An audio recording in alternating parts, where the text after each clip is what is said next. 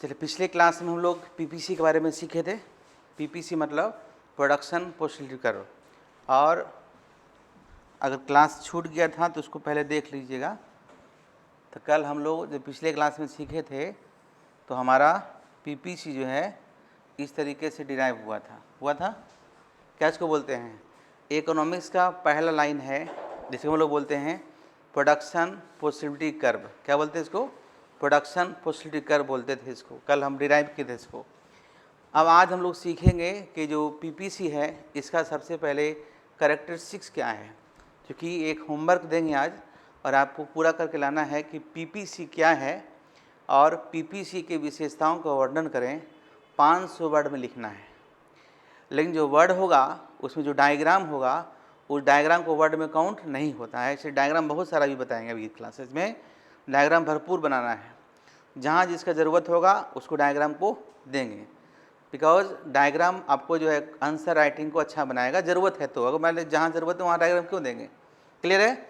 तो कल इसको हम लोग पढ़े थे, तो हेडिंग दे दीजिए आज कि फीचर्स ऑफ या कैरेक्टरिस्टिक्स ऑफ पीपीसी। पीपीसी की विशेषताएं हेडिंग दे दीजिए, पीपीसी की विशेषताएं, कैरेक्टरिस्टिक्स ऑफ पीपीसी की विशेषताएं। ठीक है, पीपीसी की विशेषताएं।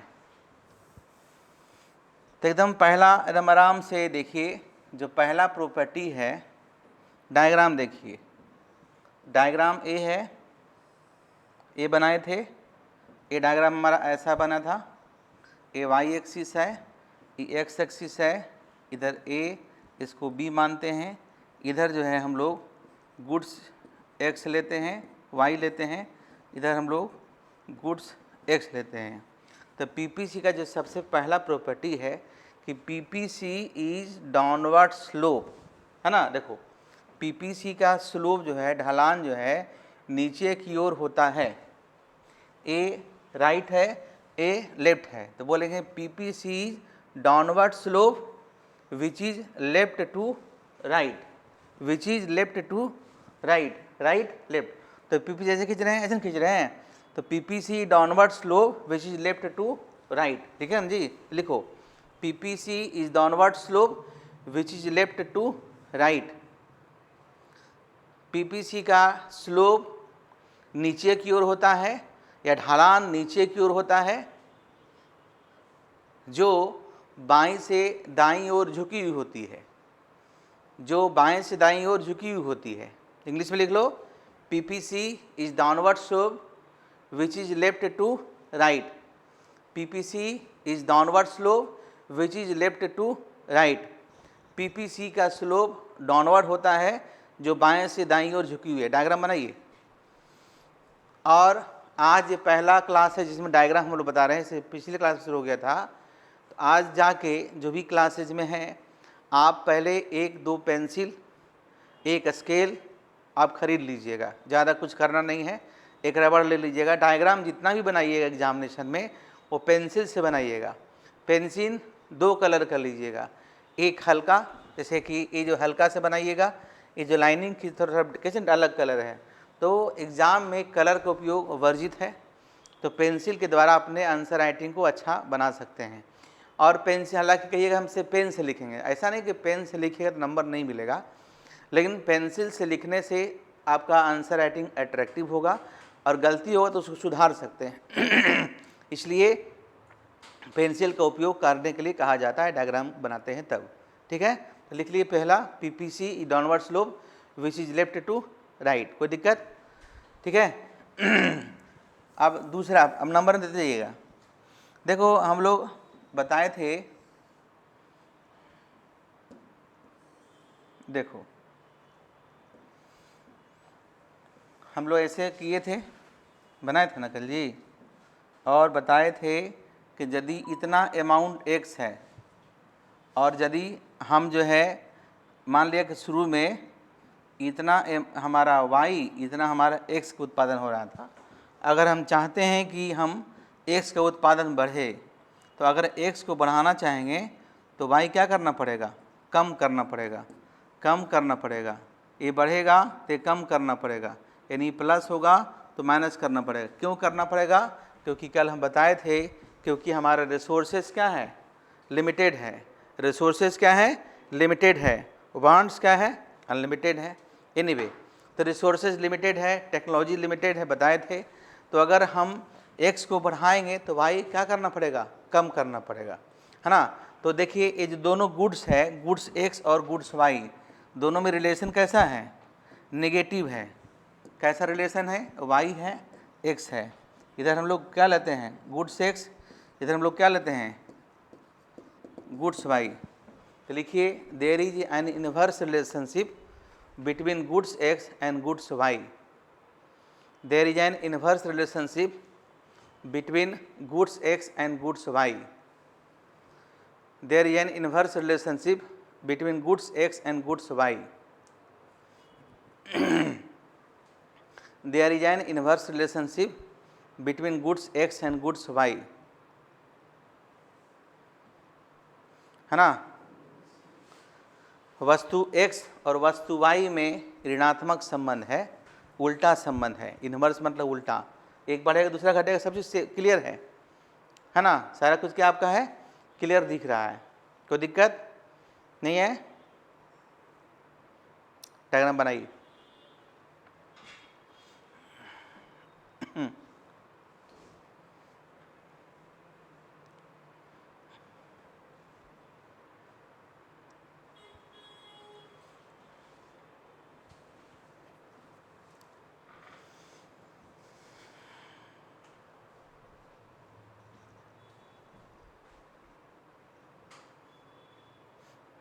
ठीक है।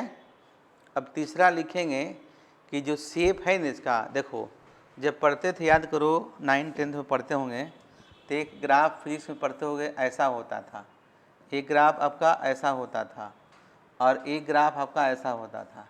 इसको स्ट्रेट लाइन कहते हैं, इसको कनकेव कहते हैं, अवतल, याद कीजिए हिंदी में। इसको कन्वेक्स कहते थे, इसको कन्वेक्स, इसको कनकेव, इसको ये, है। तो पीपीसी का शेप कैसा दिख रहा है आपको? कनकेव। कैसा है? Concave to the origin. तो लिखो तीसरा number, the shape of PPC, the shape of PPC is concave to the origin. The shape of PPC is concave to the origin. PPC, PPC का आकार कॉनकेव होता है या अवतल होता है? कॉनकेव होता है, जैसे ए, जैसे बी, है ना जी। याद कीजिए थोड़ा सा, इस तरह की चीज़ देखने को मिलता था जब आप पढ़ते थे, है ना, जब आप पढ़ते थे फिजिक्स। याद आया? नहीं मिलता था। ये क्या दिखा रहा है? कॉनकेविटी दिखा रहा है। तो शेप कैसा होगा? कॉनकेव होगा। शेप कैसा होगा? कॉनकेव होगा। कोई दिक्कत यहाँ तक? तो पहला क्या सीखे? पहला हम सीखे कि पीपीसी आपका डाउनवर्ड होता है, जो बाएं से दाईं ओर झुकी होती है। दूसरा इनवर्स रिलेशनशिप, और तीसरा इसका शेप कैसा होता है? कॉनकेव होता है ना। अब देखिए यहाँ हो गया। नेक्स्ट लिखिए, पहले समझ उसके बाद लिखना। लेकिन आप लोग डायग्राम जितना बार हम बनाएंगे उतना बार अलग अलग बनाइएगा। हम मिटा दें तो मिटा दें, आप अपना लोग अलग अलग बनाइएगा। चलो मिटा ही देते हैं, क्या दिक्कत है। देखिए ये है ना, ये जो अंदर वाला एरिया है, ठीक है, ये जो अंदर वाला एरिया है इसको बोलते हैं फिजिबल रीजन।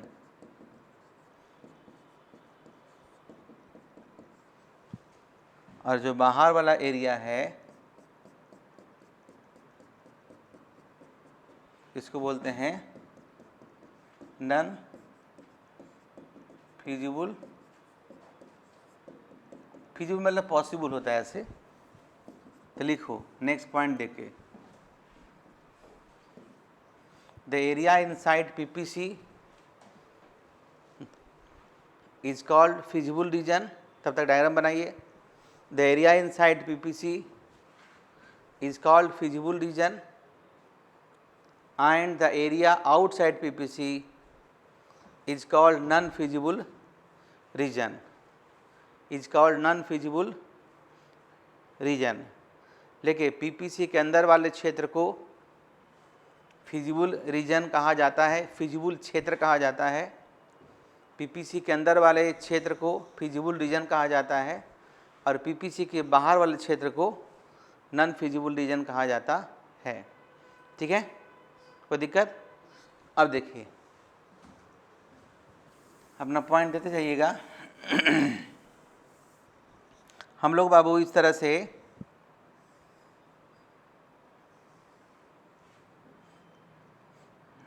से PPC बनाए थे ना, तो बहुत सारा पॉइंट दिए थे याद करो, दिए थे A, B, C, D, E, F।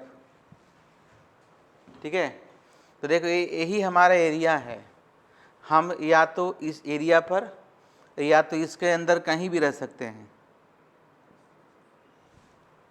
है ना। इसके बाहर अगर कोई लाइन पॉइंट है तो इसको हम यहाँ नहीं रह सकते हैं, है ना। तो देखो इसको हम लोग बोलते हैं अटेनेबल पॉइंट या अटेनेबल कॉम्बिनेशन, प्राप्त करने योग्य संयोग हिंदी में कहते हैं। हम प्रोडक्शन करेंगे ना तो यहाँ पर कहीं भी रह सकते हैं, यही मेरा एरिया है। जैसे मेरा क्लासरूम है तो इसमें यहाँ से हम कहीं जा सकते हैं, इसके अंदर रह सकते हैं, इसके बाहर रह सकते हैं, बाउंड्री लाइन पर रह सकते हैं, इसके बाहर नहीं जाना है ना। अगर इंडिया पाकिस्तान का बात हो तो बाहर जाएंगे तो हमको गोली मार देगा कोई, उठा कर ले जाएगा कोई। इससे हमारा एरिया ही है, हमारा प्रोडक्शन एरिया है। तो देखो कोई भी बिंदु, ध्यान से सुनो, कोई भी बिंदु, कोई भी पॉइंट जो PPC लाइन पर है या PPC के अंदर है, उसे हम अटेनेबल कॉम्बिनेशन कहते हैं या प्राप्त करने योग्य संयोग कहते हैं, प्राप्त योग्य संयोग कहते हैं। या जो PPC लाइन के बाहर है उसे हम अनअटेनेबल कॉम्बिनेशन कहते हैं, मतलब जिसे हम प्राप्त नहीं कर सकते, यहाँ हम नहीं पहुँच सकते। क्लियर है नीतू? समझे कि कोई भी बिंदु लिख लो, पहले आप डायग्राम बनाइए, हम तब तक इंग्लिश में लिखाते हैं। लिखिए any point which is either on PPC, any point या combination which is either on PPC, which is either on PPC और इनसाइड PPC और इनसाइड PPC और inside PPC is called attainable combination, is called attainable combination।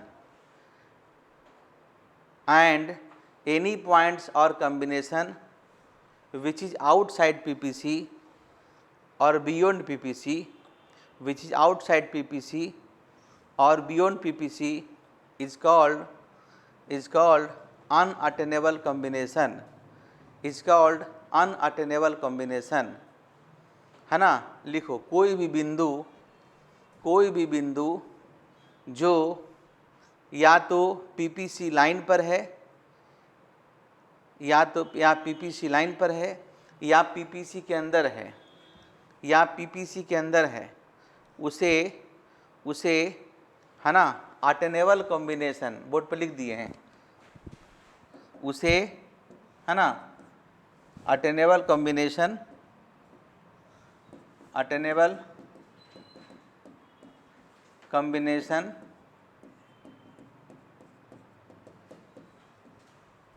कहा जाता है या प्राप्त करने योग्य संयोग कहा जाता है। और जो बिंदु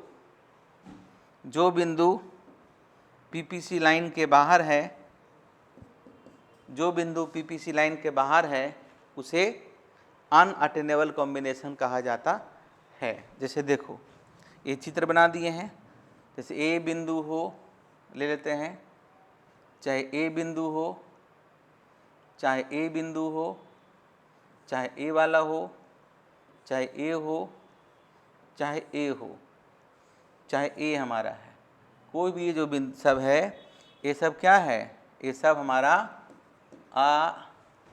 है ना। इस सब को हम कहते हैं अटेनेबल कॉम्बिनेशन, अटेनेबल कॉम्बिनेशन। और जो पीपीसी लाइन पर बाहर है, जैसे ये देख रहे हैं, ये जो बिंदु है पीपीसी लाइन के बाहर है, इसे हम लोग क्या बोलेंगे? इसे हम लोग बोलेंगे अनअटेनेबल कॉम्बिनेशन।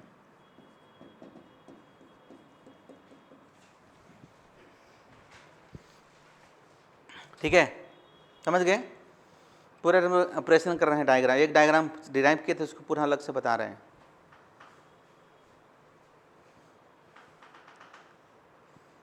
ठीक, देखिए इसके बाद फिर चित्र इसको बना लिए।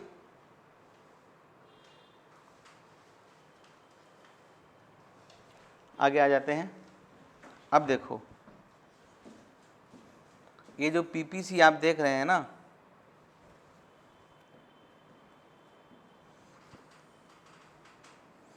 जैसे ए है और बी है, तो इस बिंदु पर कहीं भी हम हैं, जैसे यहाँ पर हैं, यहाँ पर हैं, यहाँ पर हैं, यहाँ पर हैं, तो हमारे पोटेंशियल आउटपुट दिखलाता है। तो कहिए सर पोटेंशियल आउटपुट क्या होता है? एग्जाम्पल से समझो। जैसे कोई गाड़ी खरीदते हैं तो कंपनी वाला कहता है कि आपको जो है 20 का माइलेज देगा, यानी 1 लीटर तेल में 20 किलोमीटर चलेगा, मान ले कहता है, तो यानी कि उसका पोटेंशियल आउटपुट कितना है? मैक्सिमम 20 है। कितना है? 20 है, लेकिन 20 देता नहीं है, वो 10-12 देता है। कितना देता है? 10-12 देता है। तो ये जो है ना, ये जो लाइन है पीपीसी पर, ये क्या बताता है? पोटेंशियल आउटपुट बताता है। और ये जो अगर इसके अंदर कहीं पर है, जैसे यहाँ पर कोई एक बिंदु है, तो ये क्या बताता है?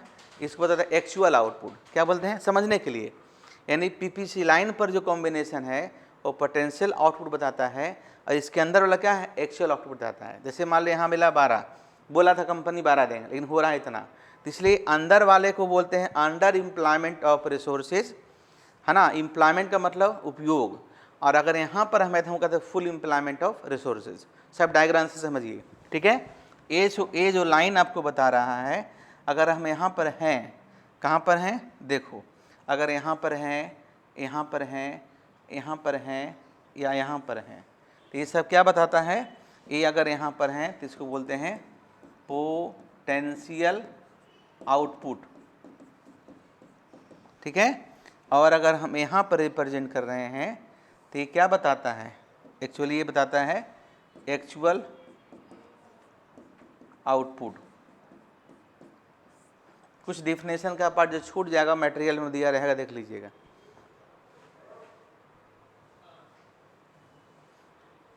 ठीक है, तो ये तुम्हारा पोटेंशियल आउटपुट है, ये आपका एक्चुअल आउटपुट है ना।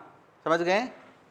अब दिखने का अच्छा लगे तो थोड़ा सा आप नंबरिंग कर दीजिए। ए है, बी है, सी है, डी है, ई है। ठीक, डायग्राम में बहुत सारा दिया रहता पॉइंट, तो लगता है क्या बना दिया, लेकिन जब पढ़ रहे हैं बोर्ड पे तो कितना आसान लग रहा है। क्लियर? ए गुड्स एक्स है, ए गुड्स वाइट है।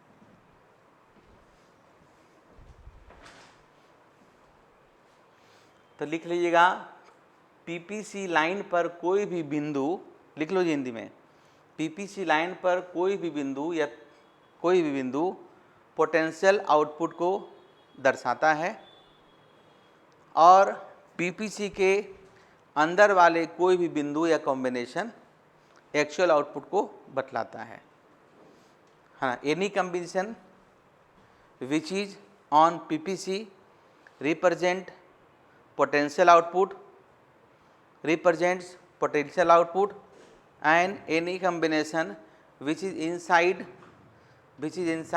PPC called या known actual output, ठीक है।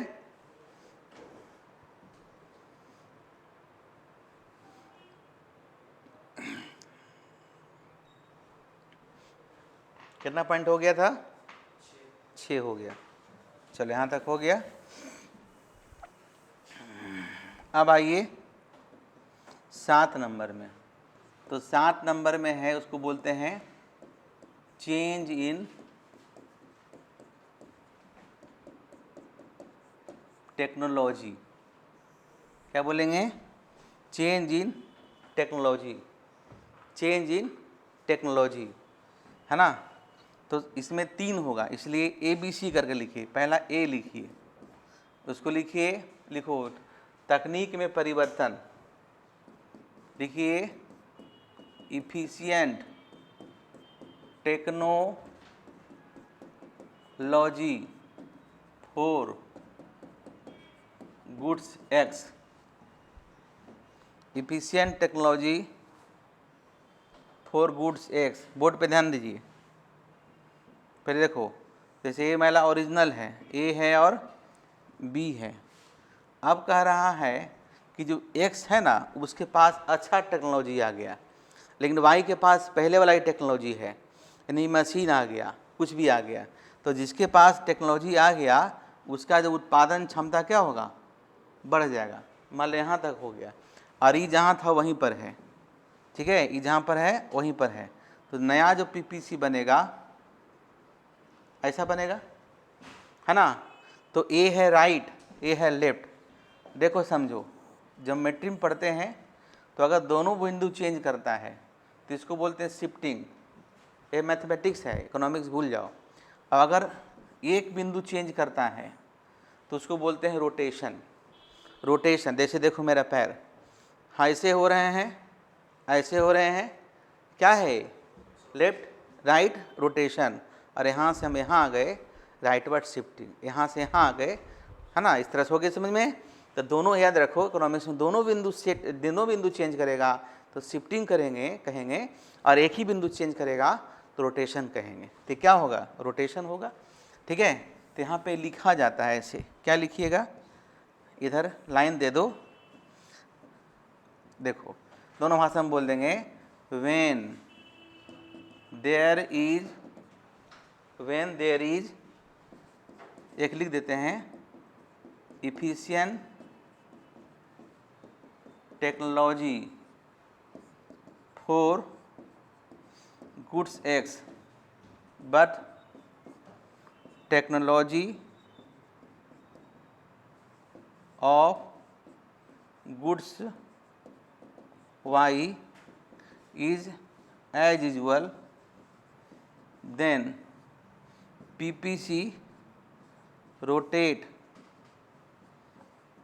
rightward towards क्या, एक्स एक्सिस। लिख लो हिंदी में, जब एक्स की टेक्नोलॉजी, जब एक्स के पास नया टेक्नोलॉजी होगा, एक्स के टेक्नोलॉजी में सुधार होगा और वाई पहले की तरह है, वाई पहले की तरह है, तब पीपीसी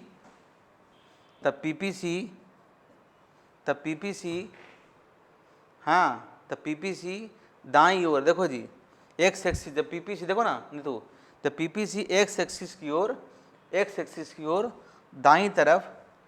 दाईं तरफ घूम जाएगी या रोटेट कर जाएगी, है ना। लिखो रोटेट कर जाएगी, है ना, रोटेट कर जाएगी, ठीक है, क्या कर जाएगी, दाईं तरफ रोटेट कर जाएगी। क्लियर है, बोलो। कम नहीं होगा, वो तो भूल जाओ। अब नेक्स्ट प्रॉपर्टी है ना, इसमें क्या है, प्रॉपर्टी अलग लगना है। इसमें क्या है कि पहले की तरह है, अब इसके पास नया मशीन आ गया, टेक्नोलॉजी आ गया। लिमिटेड है तो ठीक ही है, वो ख़त्म बना ही दिए थे हम लोग एजम्पशन में। लेकिन अगर चेंज होगा तो क्या होगा, ये भी तो देखेंगे। आई बस में अगर चेंज होगा तो हम क्या कर सकते हैं, अगर टेक्नोलॉजी चेंज होगा तो क्या हो सकता है, तो कांस्टेंट होगा। लेकिन अगर चेंज होगा तब क्या होगा, ये भी तो देखेंगे। अब इसके बी में लिखो, efficient technology for goods y, efficient technology for goods y. Diagram बना लिए, efficient technology for goods y. देखो जैसे पहले ये है, ध्यान से देखो, पहले यहाँ थे हम लोग, अब कह रहा है कि वाई के पास टेक्नोलॉजी आगे बढ़ गया, तो देखो जी इसका उत्पादन बढ़ जाएगा, मान लीजिए इतना बढ़ जाएगा, तो डायग्राम तुम्हारा कैसे बन जाएगा, डायग्राम तो आपका ऐसा बन जाएगा, ठीक है। लिखो ऐसे करके लिखा देते हैं, ए मान लो ए है, ए प्राइम है, बी है, एक्स है, लिखो when there is efficient technology for goods by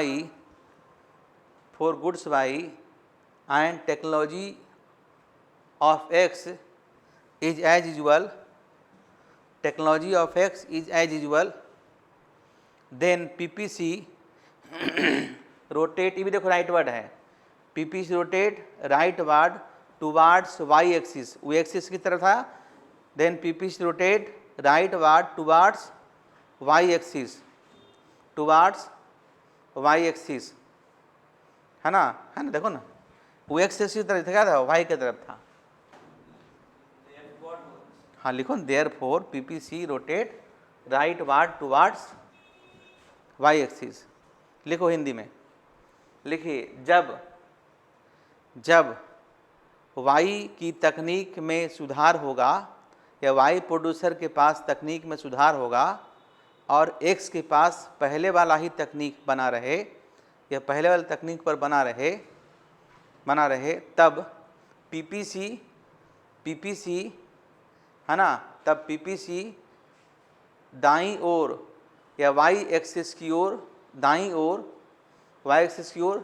ore rotate कर जाएगी, क्या कर जाएगी, रोटेट कर जाएगी, है ना। ऐसे देखो कुछ किताब में पढ़ोगे ना, तो देखो ये ऐसे है, अगर ऐसे है, ऐसे है, ऐसे है, ऐसे है, तो इसको बोलते हैं क्लॉकवाइज, क्या बोलते हैं, क्लॉकवाइज। आगे बताएंगे ऐसे है, ऐसे है, ऐसे है, ये एंटी क्लॉकवाइज, आगे हम बताएंगे, चिंता लिखो। अब है कि जब दोनों के पास टेक्नोलॉजी में चेंज हो जाएगा, तब क्या होगा, PPC क्या करेगा, शिफ्ट कर जाएगा, लिखो तीसरी में लिखो, when there is efficient technology for good, when there is efficient technology for both goods X and goods Y, जब वस्तु X और वस्तु Y दोनों के तकनीक में सुधार हो, तो देखो यहाँ पे देखिए, ये आपका ओरिजिनली है, ए है और बी है, अब कह रहा है दोनों के पास अच्छा टेक्नोलॉजी होगा, तो जाहिर सी बात है उत्पादन इसका भी बढ़ जाएगा, उत्पादन इसका भी बढ़ जाएगा, और जो डायग्राम होगा आपका क्या होगा, शिफ्ट कर जाएगा, किधर, राइट वर्ड, ठीक है। तो इधर ऐसे करके लिखो, यहाँ पर लिखिए, when there is efficient technology for both goods X and goods Y, when there is efficient technology for both goods X and goods Y, for both goods X and goods Y, for both goods X and goods Y, then PPC क्या करेगा, shift, then PPC shift rightward कहो, PPC shift rightward, forward और upward. लिखिए हिंदी में, जब वस्तु X और वस्तु Y, दोनों के तकनीक में सुधार होगा, जब वस्तु X और वस्तु Y दोनों के तकनीक में सुधार होगा, तब PPC दाईं तरफ शिफ्ट कर जाएगी, दाईं तरफ खिसक जाएगी, है ना। देखो राइटवर्ड शिफ्टिंग कहते हैं, फॉरवर्ड शिफ्टिंग कहते हैं, अपवर्ड शिफ्टिंग कहते हैं, दोनों एक ही होता है, ठीक है। अब इसी तरह से अगर दोनों का टेक्नोलॉजी घट जाएगा, डिप्रिशिएट हो जाएगा, जैसे आज़ादी के वक्त जितना भी टेक्नोलॉजी था सब मशीन पुराना हो गया था, प्रोडक्शन क्षमता कम गया था, तो क्वेश्चन पूछता है कि जब देश को आज़ादी मिला उस समय का पीपीसी क्या हुआ, घट गया, है ना। तो अगर टेक्नोलॉजी डिप्रिशिएट करेगा तो घट जाएगा, अगर अप्रिशिएट करेगा तो इम्प्रूव कर जाएगा, है ना। उसी तरह से टेक्नोलॉजी अगर बढ़ा तो बढ़ गया था, अगर डिप्रिशिएट कर जाएगा तो घट जाएगा। युद्ध के बाद जैसी हालत ऐसे ही होती है। अगर किसी देश में भूकंप वगैरह आता है वहाँ भी पीपीसी बैकवर्ड शिफ्ट कर जाती है। अगर ठीक है ये तो हो गया टेक्नोलॉजी का। अब है रिसोर्सेज का, लिखो। ये कितना नंबर, 7 नंबर था, 8 नंबर लिखो, 8 नंबर लिखिए। चेंज इन रिसोर्सेज, संसाधनों में परिवर्तन, संसाधनों में परिवर्तन।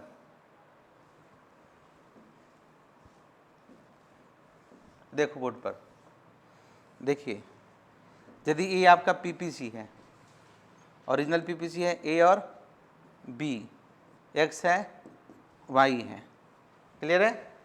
अब देखो जी, देश में रिसोर्सेज बढ़ेगा, है ना, बच्चे की संख्या बढ़ेगा तो क्लासरूम का साइज बढ़ेगा, आपकी आमदनी बढ़ेगी तो आप ज़्यादा एरिया में रहेंगे।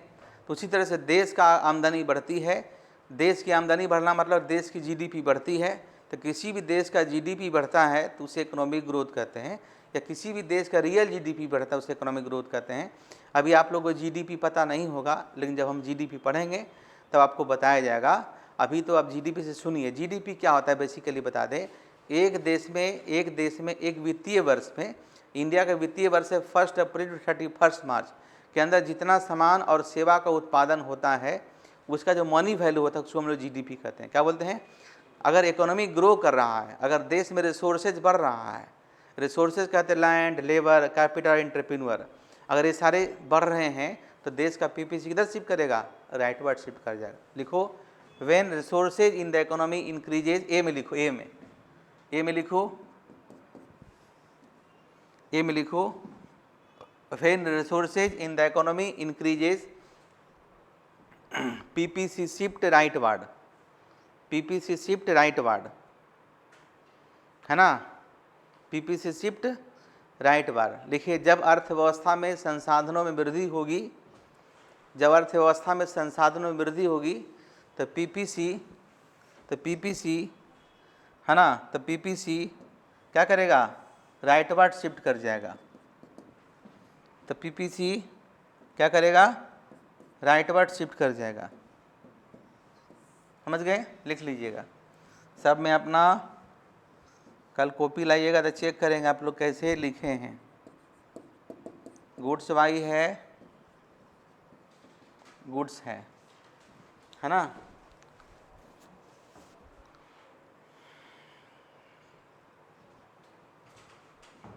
नोट कीजिए।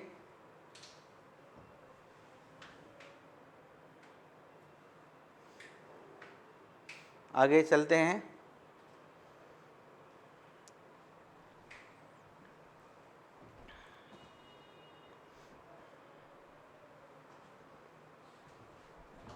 ठीक, अब लिखो, व्हेन, बी में क्या होगा? व्हेन रिसोर्सेज डिक्रीजेज, डायरेक्ट लिख लो ना, अब तो हो समझ गए। When resources in the economy decreases, when resources in the economy decreases, when resources in the economy decreases PPC shift, है ना, leftward, PPC shift leftward, PPC shift leftward, PPC shift, जैसे ए है और बी है, वाई है, x है ना। तो पीपीसी देखो, ए है, मतलब कि एल है, यहाँ पर पी है, समझ गए? ए देखिए, ए देखिए, ए देखिए, क्या देख रहे हैं? ऐसे देख रहे हैं। ये पहले ए था, ए और बी। अब रिसोर्सेज डिक्रीज कब करेगा? बाढ़ आ गया, भूकंप हो गया, युद्ध जैसे हालात हो गए, ये युद्ध हुआ तो ऐसे में हमारे रिसोर्सेज क्या होते हैं? घट जाते हैं। तब पीपीसी किधर शिफ्ट कर जाएगा? लेफ्टवर्ड शिफ्ट कर जाएगा या बैकवर्ड शिफ्ट कर जाएगा, है ना। लेफ्टवर्ड, बैकवर्ड, डाउनवर्ड, सारा का सारा एक ही होता है। आया समझ में? बोलो, कोई डाउट, कोई समस्या? किसी तरह का समस्या? क्लियर हुआ? बोलो, किसी तरह का डाउट है तो बताया जाए, उसको क्लियर किया जाएगा। नहीं? हाँ, रिपीट क्या करें इसमें? जब रिसोर्सेज डिक्रीज करेगा तो बैकवर्ड शिफ्ट कर जाएगा, है ना। जैसे कि अब भूकंप आ गया तो प्रोडक्शन क्षमता कम जाएगा, प्रोडक्शन एरिया कम जाएगा। ठीक है। अब देखिए, एक वर्ड होता है इकोनॉमिक्स में जो हर चैप्टर में मिलेगा, उसको हम लोग बोलते हैं मार्जिनल। क्या बोलते हैं जी? मार्जिनल। मार्जिनल का मतलब क्या होता है? मार्जिनल का मतलब होता है, इसको बोलते हैं एडिशनल। क्या बोलते हैं? एडिशनल, या बोलते हैं एक्स्ट्रा, हिंदी में कहते हैं सीमांत, और इसी को मैथमेटिक्स में कहते हैं स्लोप, या क्या बोलते हैं? Rate of change. क्या बोलेंगे? Rate of change. लिख लो, एक वो जैसे जैसे बोलें। अब रेट ऑफ चेंज कैसे निकालते हैं, है ना? Perpendicular by base. स्लोप अगर आप मैथमेटिक्स पढ़े होंगे तो dy अपॉन dx, है ना। तो पहला डेरिवेटिव जो होता है किसी भी फंक्शन का, उससे हम मार्जिनल निकालते हैं। मार्जिनल मतलब रेट ऑफ चेंज। जैसे अगर x में बढ़ाएंगे तो y कितना कम करना पड़ेगा। जब हम लोग मैथमेटिकल इकोनॉमिक्स पढ़ेंगे तो वहाँ बताएंगे, लेकिन अभी मैथमेटिक्स 0 है।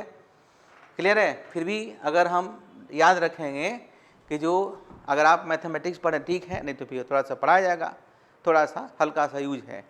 फर्स्ट डेरिवेटिव निकालते हैं किसी फंक्शन का तो क्या मिलता है? रेट ऑफ चेंज, या उसको बोलते हैं dy अपॉन dx। अगर y the function of x था तो अगर वेरिएबल चेंज होगा तो हमारा जाहिर सी बात है वेरिएबल चेंज होगा, कंसेप्ट वही रहेगा। ठीक है। तो एक टर्म है इसमें मार्जिनल रेट ऑफ ट्रांसफॉर्मेशन। क्या टर्म है? Marginal rate of transformation equal to क्या है? तो स्लोप है किसका? तो between any 2 point on PPC. ठीक है, लिखो। एक टर्म है marginal rate of transformation. Marginal rate of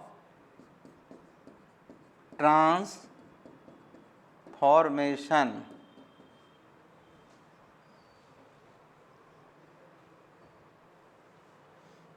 MRT। लिखो, सिंपल मीनिंग अगले क्लास में फिर समझाएंगे। लिखिए, the slope between any 2 point on PPC is called marginal rate of transformation. The slope between any 2 point on PPC is called marginal rate of transformation. PPC पर किन्हीं दो बिंदुओं के बीच के स्लोप को या ढलान को हम लोग क्या बोलते हैं? MRT, है ना जी। PPC के किन्हीं बिंदु के स्लोप को क्या बोलते हैं? MRT। MRT ऐसा है जो आपको हर चैप्टर में मिलेगा। इकोनॉमिक्स में जितना बार पढ़िएगा उतना बार आपको मिलेगा। क्लियर है? कोई डाउट, कोई संशय? तो आज की क्लासेज में जो सारी बताए होंगे, आई थिंक आपको समझ में आया होगा। अब क्वेश्चन लिखिए, आपको होमवर्क करके कल लाना है। क्वेश्चन पहला है, एक ही क्वेश्चन अभी है। क्वेश्चन है कि what do you mean by PPC? उत्पादन संभावना वक्र से क्या समझते हैं? उत्पादन संभावना वक्र से आप क्या समझते हैं? इनकी विशेषताओं का वर्णन करें। एक्सप्लेन इट्स कैरेक्टरिस्टिक्स, है ना। What do you mean by PPC? Explain it's characteristics. कितना वर्ड में लिखना है? तो 500 वर्ड में मैंने कहा है। तो जो अभी हम बताए हैं, पहला क्लास अभी का क्लास, दोनों का खाली बढ़िया से उतार दीजिएगा तो आपका नोट्स बन जाएगा। ये ओरिजिनल नोट्स होगा, ये बुकिश नोट्स नहीं होगा। बुक में तो समझ ही में नहीं आएगा, 2 डायग्राम देकर छोड़ दिया है, लेकिन इसमें अलग अलग डायग्राम देके बताया गया है ताकि आपको ज़्यादा क्लियरिटी समझ में आपको आए। और अगर जो कल पिछले क्लास का लेक्चर, आज क्लास का लेक्चर, दोनों का लेक्चर देखिएगा तो आपको अच्छा सा आंसर तैयार हो जाएगा और आपको याद भी हो जाएगा, रटना नहीं पड़ेगा। कितना वर्ड में लिखना है? 500 वर्ड्स में लिखना है। कौन से कॉपी पे लिखना है? तो रूलदार कॉपी भूल जाए, उसको फेंक दीजिएगा। वाइट पेपर यानी कि जो ब्लैंक होता है ना, ब्लैंक वाला, उस पर लिख के लाइएगा। कैसे लिखिएगा वो भी बता देते हैं, क्योंकि अभी इंट्रोडक्टरी क्लास है। जैसे पेपर वाइट होगा, ये पेपर वाइट होगा ना, तो इसको देखिए ऐसे कीजिएगा, इधर थोड़ा ज़्यादा, इधर थोड़ा कम, इतना एरिया में लिखना है आपको, है ना। ये जो है हमारा कमेंट सेक्शन है, इसको हम लोग क्या बोलते हैं? कमेंट सेक्शन कहते हैं। इसमें कमेंट देंगे कि अच्छा लिखे तो क्या अच्छा है, ख़राब है तो क्या ख़राब है। लॉन्ग क्वेश्चन की शुरुआत है। सबसे पहले पीपीसी क्या लिखिएगा, इसका एजम्पशन लिख दीजिएगा, डायग्राम बता दीजिएगा, फिर विशेषताएं जैसे जैसे लिखें। अगर इसमें आप कुछ जोड़ने की क्षमता रखते हैं तो जोड़िएगा, अच्छी बात है, नहीं तो फिर हम तो फिर अलग से बताएंगे ही बताएंगे। एक क्लास और हो जाएगा तो इसका मटेरियल फिर आपको दिया जाएगा। अभी नहीं दिए इसका मटेरियल, अभी कुछ नहीं समझ में आएगा, उर्दू फारसी लगेगा, बहुत सारा डायग्राम है। आज के क्लासेज में, कल से लेकर आज तक क्लासेज में 10-12 डायग्राम आपको बता चुके हैं, और ये पहला डायग्रामेटिक क्लास था। अब पूरे माइक्रो इकोनॉमिक्स जो भी पढ़ेंगे पूरा डायग्राम से पूरा भरा पड़ा हुआ है, लेकिन जब क्लास में रहते तो समझ में आ जाता है। बुक्स में है कि थोड़ा दिक्कत होता है, बुक्स भी समझ में आएगा, है ना। थोड़ा वेट कीजिए, बुक्स तो मैंने बता ही दिया था क्या लेना है, तो इसी में लिखना है। आप एक अच्छा सा मोटा सा रजिस्टर ले लीजिएगा और एक ही रजिस्टर में सारा नोट्स तैयार कीजिएगा। इतना क्वेश्चन बता देंगे कि एग्ज़ाम में जब बैठिएगा तो कोई क्वेश्चन छूटने वाला नहीं है, ना तो ऑब्जेक्टिव से ना तो सब्जेक्टिव से, किसी भी तरह से। क्लियर है। और माइक्रो इकोनॉमिक्स हम यहाँ पढ़ें चाहे लंदन स्कूल ऑफ इकोनॉमिक्स में जाकर, चीज़ वही होता है। हाँ, पढ़ाने का तरीका, जो चीज़ बेसिकली सैमुअल्सन साहब का मॉडल है। लॉ ऑफ डिमांड यहाँ पढ़े चाहे कहीं और जाकर पढ़े, अलग थोड़ा हो जाएगा। न्यूटन्स का लॉ यहाँ पढ़े चाहे यूएस में जाकर, हाँ, एक्सप्लेनेशन का तरीका, प्रेजेंटेशन का तरीका चेंज हो सकता है, लेकिन जो मीनिंग्स दिया वही ना हम बताएंगे आपको। क्लियर है। तो ये आपका इकोनॉमिक्स का सबसे डिफ़िकल्ट टॉपिक माना जाता है, जो सबसे असमानते लोग, बहुत भारी सब्जेक्ट है और बहुत आसान तरीके से सिखाया गया है। अगर ये आप सीख गए हैं तो आगे किसी भी तरह का दिक्कत नहीं होगा। इसके बस जब हम लोग इंडिफरेंस कर पढ़ते हैं उसमें ही लोग कन्फ्यूजन रहता है। तो पहला दिन हम बताए थे कि क्लासेज में कंटिन्यू रहिएगा, तो इकोनॉमिक्स का लाइन बाय लाइन आपको हम सिखा देंगे। ठीक है, क्लियर है, कोई दिक्कत नहीं है, डाउट नहीं है। तो आज यहीं तक रखते हैं, फिर हम लोग मिलते हैं।